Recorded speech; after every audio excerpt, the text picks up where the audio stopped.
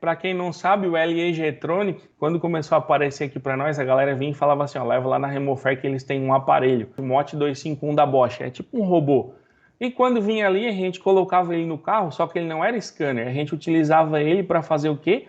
Para fazer as medições. Por quê? No LE G-Tronic, o cara tinha que ser bom em multímetro para poder matar o defeito do carro. Então a gente utilizava ele para resolver os problemas e o pessoal falava assim, ó, leva na Remofer que o pessoal vai resolver o problema para ti. Jamir Costa, pensei que usa ele em reparo. Usa o osciloscópio em reparo. É o que eu falei para vocês, a gente tem 4 aulas, cada uma delas tem umas estratégias. Então acompanha as aulas que depois vocês vão ver.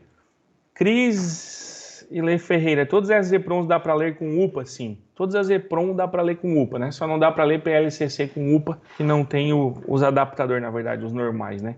O que é software?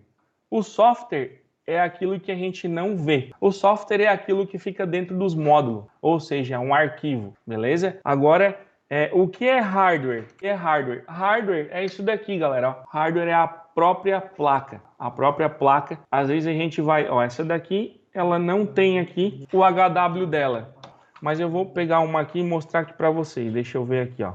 Aqui eu tenho o módulo Bosch, 032.906.032AA. Esse 1402, ele é a versão do software. ME7.5.10 é o modelo do sistema de injeção.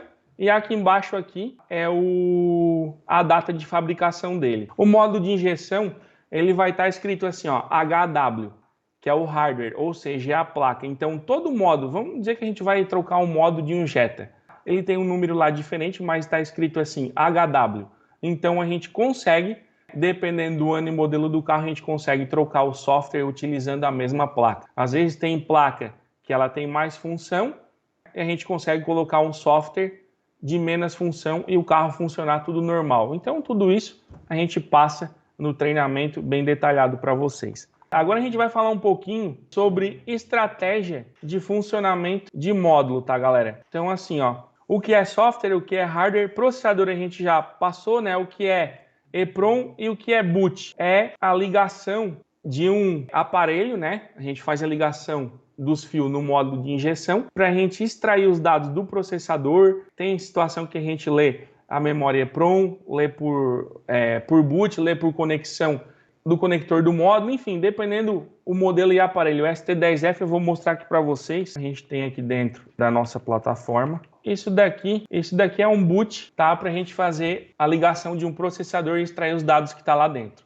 Beleza? Só para vocês verem o modelo, que às vezes o pessoal fala aí nos grupos e tal. Ah, tu tem o boot de tal modo. O boot a gente usa para ler modo de airbag, modo de ABS, modo de câmbio, vários modelos de modo a gente utiliza. Dependendo do modelo do programador que a gente vai utilizar, tem o seu boot aí para a gente fazer a leitura. Esse daqui é um programador bem comum, que é o ST10F, só para a gente ler arquivo de processador ST10F. A gente vai para as informações de estratégia de funcionamento do módulo. Quem já pegou aí Uno que para de funcionar o ar-condicionado? A gente já pegou várias situações aqui e o pessoal às vezes desmonta o carro inteiro, troca compressor de ar-condicionado, troca evaporador, revira o carro de perna para cima e não acha o defeito. O defeito está onde? Só na sonda lambda. Ah, Eduardo, mas por que na sonda? A sonda lambda, ela trabalha com mistura rica e mistura pobre, né? Lendo a informação dos gases de escape. Então, quando a gente enfia o pé lá no fundo, ela enriquece a mistura e desativa o compressor do ar-condicionado, estratégia do módulo. Quando a sonda está ruim, o carro está andando normal, que era para estar com a mistura pobre, ela indica a mistura rica para o modo de injeção e cancela. O que a gente tem que fazer? Adianta desligar a sonda e testar o ar-condicionado? Não, a gente tem que desligar o carro, apagar a memória, resetar os parâmetros, virar o carro vai voltar a funcionar o ar. Ah, Eduardo, mas o porquê que eles fizeram isso? São sistemas de carro diferentes. Vou mostrar para vocês aqui.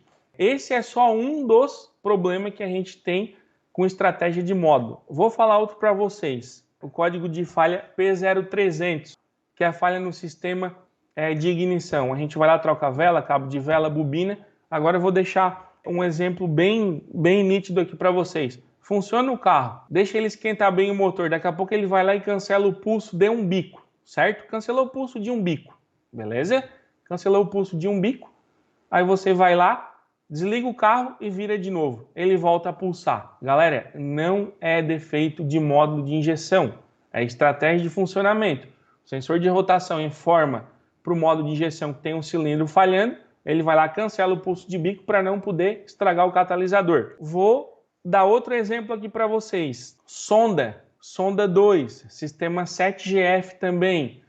Quando ela pifa, ela cancela o pulso do quarto cilindro. A gente já pegou vários aqui. Por que que é interessante fazer um treinamento de reparo de módulo? Dá para Eduardo, mas eu não quero fazer reparo para nenhuma oficina, beleza?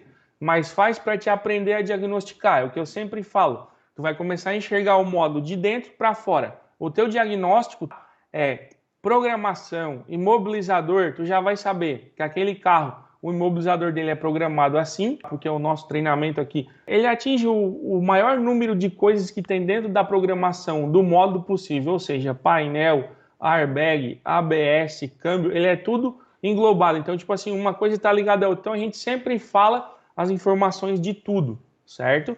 Então, assim, ó, o 7GF, cortando o pulso de um bico, a sonda 2. Agora, deixa eu falar um negócio para vocês.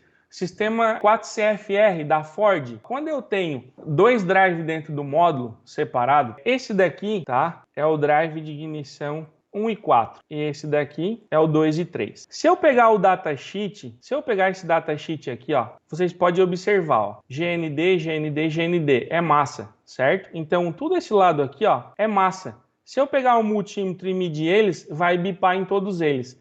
Se eu pegar essa outra parte aqui, ó, eu vou ver que esse daqui de baixo vai ser massa também, vai estar ligado aqui.